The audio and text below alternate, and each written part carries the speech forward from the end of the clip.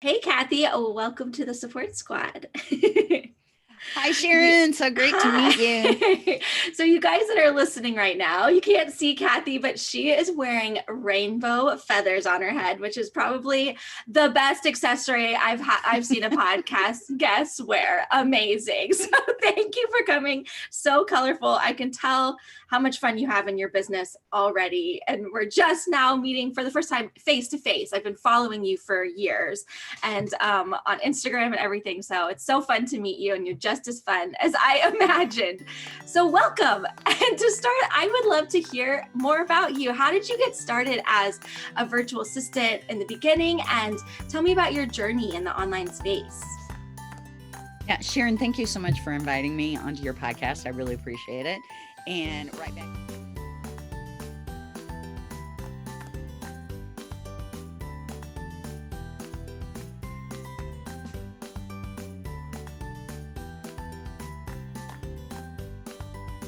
And right back at you. I've been following you too. And I love everything that you've got going on. I love your name of your group. And you just make everything so cheerful and happy, which, by the way, is my number one goal in my life, is to be happy and cheerful and have fun and joy all the time. So that's what takes me back to the very beginning of why I started my virtual assistant business. It was back in, you guys, I'm old now. I'm 64 years old and I am still going strong with my business. And anybody out there who is like, I want a second act, or I want a third act, or I want a fourth act, you go for it because you can do it. Okay. So back in actually 1996, I had been working at AT&T for almost 20 years. And I was a marketing manager there. And, back then, especially, everybody thought the corporate world was where to be and where to be secure and all of that. But I stopped getting promoted. And I went to my boss and I said, what's wrong? What do I need to do to get promoted again? It's been a couple of years. And he said, do you want to know really why you're not getting promoted and why you will not get promoted again? And I said, yes, please. And he said, you laugh and smile too much, and you are never going to go anywhere until you change that.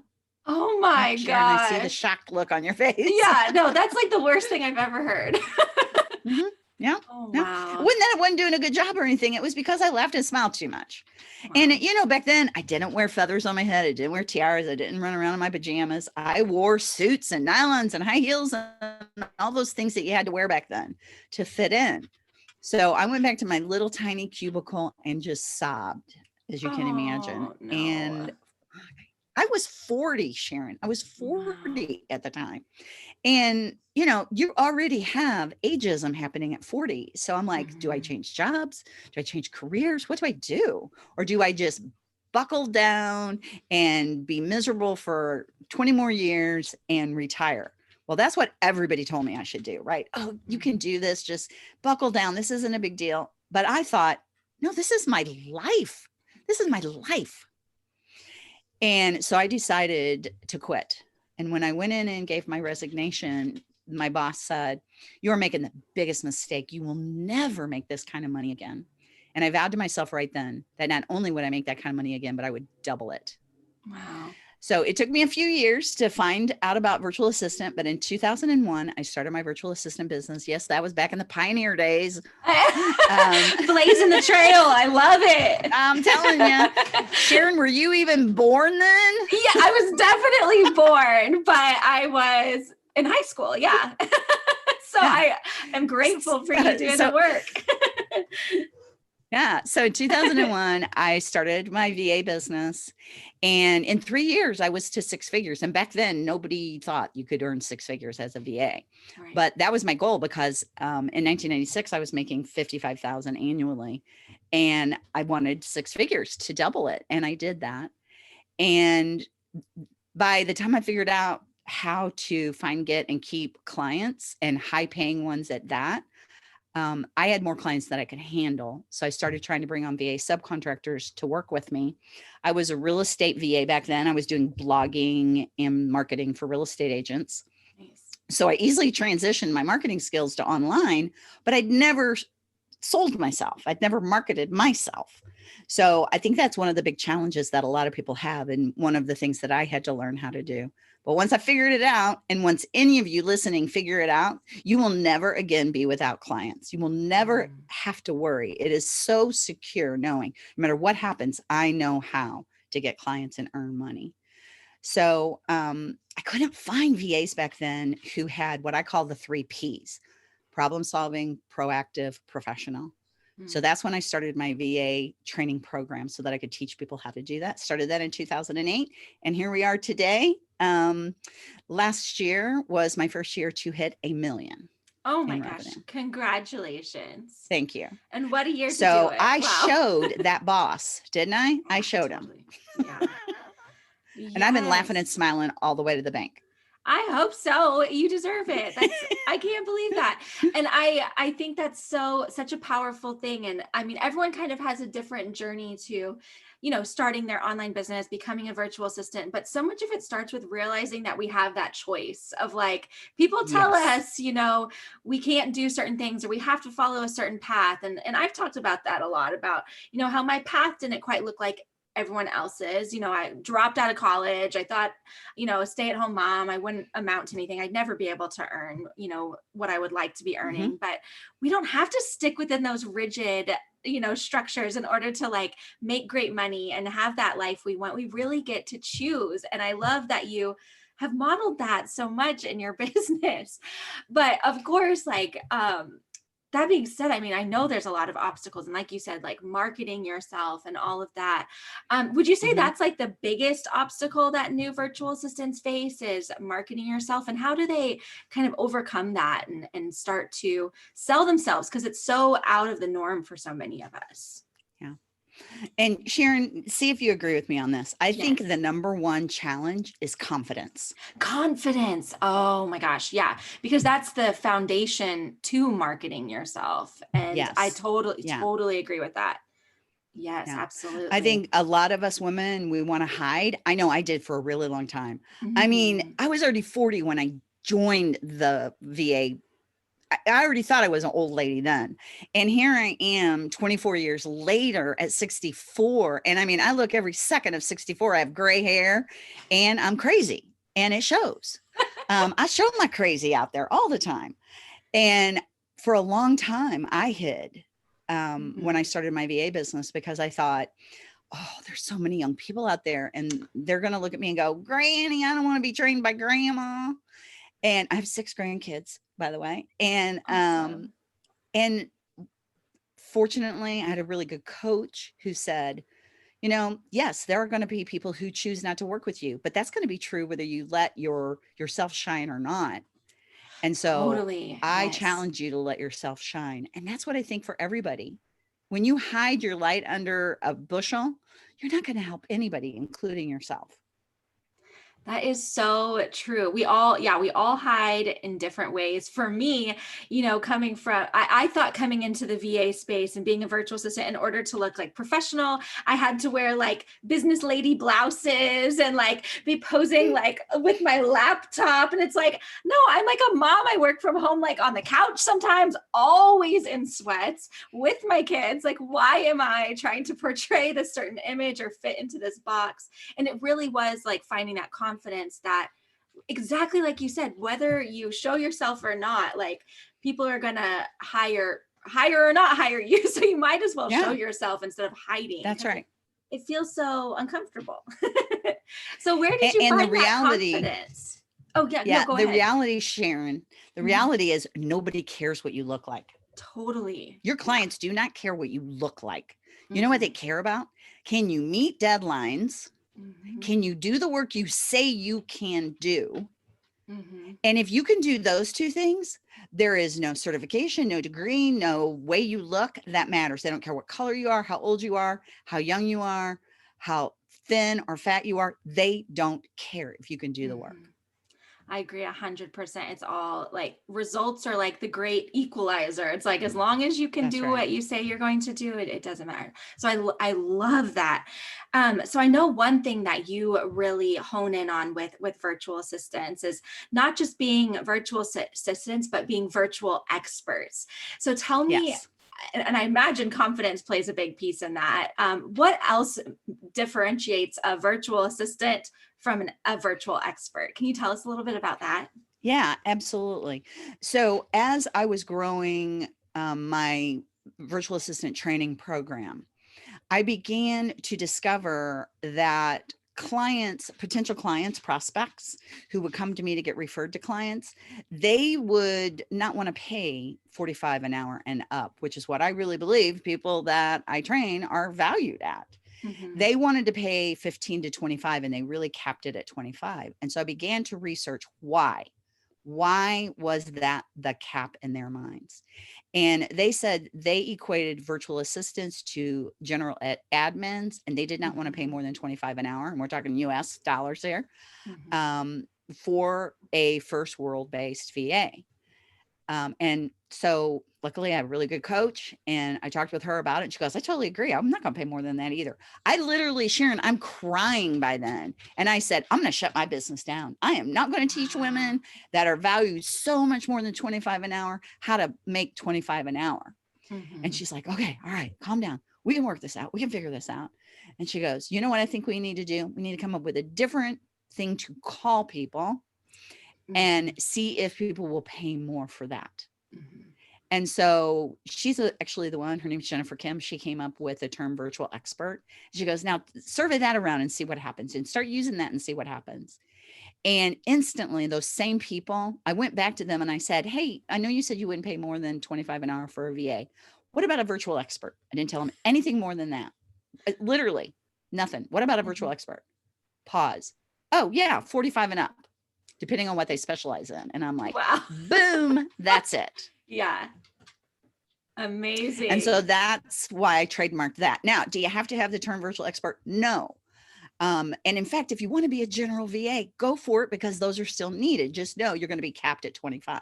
Mm-hmm. Then when you specialize, that's when you can begin to earn more and more and more. And it is limitless.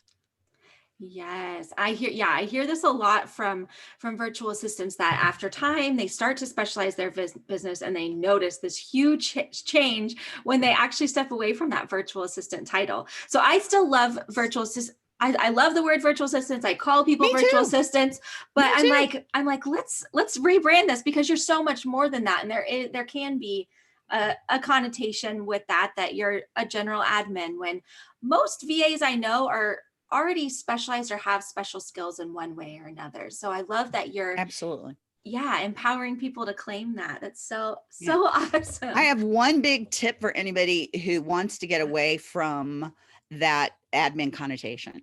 Use the term virtual assistant. I still use it. I still talk, you can tell I still talk about VAs because that's the term everybody knows. That's everybody the term knows they it. Google. Yeah. Mm-hmm. Yes. So get them to your website with that keyword virtual assistant, but then on your website, don't talk about admin. Don't say this is administrative work unless that's what you want to do. If that's what you want to do, great, put it on there. But if you don't, then put on there what you do want to do. And that's what they're going to see and go, oh yeah, I want that and I want to pay for that. Yes, exactly. Yeah, I totally agree with that. That's such a good tip, is to get people in with a term that they know, but then really sell the services that you are so great at and are valued a little bit higher. That's such an awesome tip. That was a great nugget for you guys. So so Kathy, I mean, you are such a trailblazer in our industry and so impressive. And I know just everyone's going to want to know, how do we get in touch with you, work with you, and learn more from you? Where do we find you and work with you? Yeah. So my website is virtualexperttraining.com. And I always have whatever I'm doing latest and greatest on there. Just make sure you scroll a little bit because I always have so much happening that there's going to be lots of things there for you to see, both free and lots of free stuff and low cost and PDFs, Zoom training. And I'll be having my first live event again post-COVID, April of 2022. And I can't wait to see people in person again. Oh my gosh, amazing. Oh yeah, the thought of going to like a conference with other people is like, oh, it sounds like music to my ears. Do you know yet where it's going to be located or anything? I'm really hoping Dallas, Texas, and I'm That's where trying to I finalize live. that now.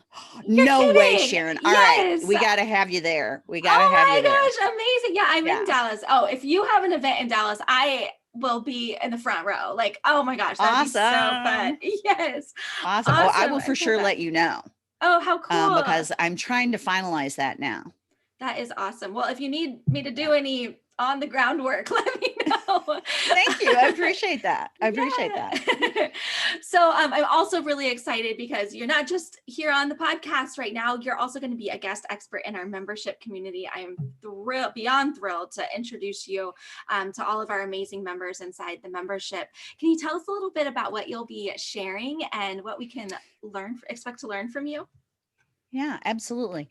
So I like to try to give as much value in as short a period of time as I can, because I know everybody wants something that they can take and run with. So what I'm going to teach is what I call my 3-step process to get to 6 figures. Now, if you have no desire to get to 6 figures right now, that's cool. You can just not do as much of it. It's the same process to get to 50,000 as it is to get to 100,000.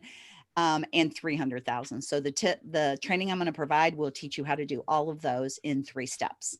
Well, that sounds amazing. I am so excited to learn that from you. And then one question I always like to ask my guests as we wrap things up is, what is one thing about you that is totally separate from your business? Something that you love to do, or just something that lights you up and inspires you? Oh, there's a lot of things that I love to do, and I had a feeling there was going to be you'd have a lot of things to choose from. But how about if I tell you something that will surprise everybody? I would love that. Yes. Okay. Because with somebody that knows me from back in the day just said, people don't know this about you. And when I tell people this, they literally don't believe me. Ooh. So I love to exercise. Okay. Now that doesn't sound surprising, but I have always loved to exercise. And so much so that when I was 26, I took 2nd place in the national aerobics competition nationwide. No way. Place. Amazing. Mm-hmm. And then 2 years later, I took 1st place in a bodybuilding competition. Oh my gosh. That is so cool. Do you have pictures? Because I would love to see that. I have pictures. Well, wow. Congratulations. That is like a huge accomplishment, because when you think about like the kind of discipline that goes into that says a lot about the kind of person you are. Like, that's amazing. You go after the things that you want, I can tell. So that's awesome. I do. I am very goal driven. I am very, very goal driven. And so whatever goal I set, I'm going to do whatever it takes to achieve it. And my number one tip for anybody that says, I want to achieve whatever I want to, be fluid and flexible. Mm-hmm. Yes, set goals, knowing that depending on what happens, like COVID out of the blue, you don't have to change your goals. I mean, you don't have to drop your goals. You just have to be fluid with them and shift them and pivot. Yeah, I know. Yeah, that was like the big thing we learned last year. So much so that this year I made my theme word flow, because I have always been so much about structure and like rigidness. And this year I'm like, flow. So so I love that. Well, Kathy, I can't tell you what a delight it is to like meet you. I feel like, I don't know, like you're like an onion. I know there's more under there. So I like more layers. The bodybuilding thing definitely like is another curveball. Yeah. So I'm excited to get to know you more and learn more from you, and also introduce you to folks in the support squad. Thank you so much for your time and for being here today. Oh, you're welcome. Thank you for introducing me to your amazing support squad and for being you. By the way, I love your furry chair. Thank you. That is such a nice touch. Yes. I love it. Yeah, it gives a little, because it's just a regular office chair actually that I threw some fur over. So we got to, just like you with your. I'm going to put a fuzzy one on mine. Yeah, I'm telling you, I'm buying a fuzzy one today. You can get one for like $20 on Amazon. Yeah. Love it back there. Thank you. Yes. Well, thank you, Kathy.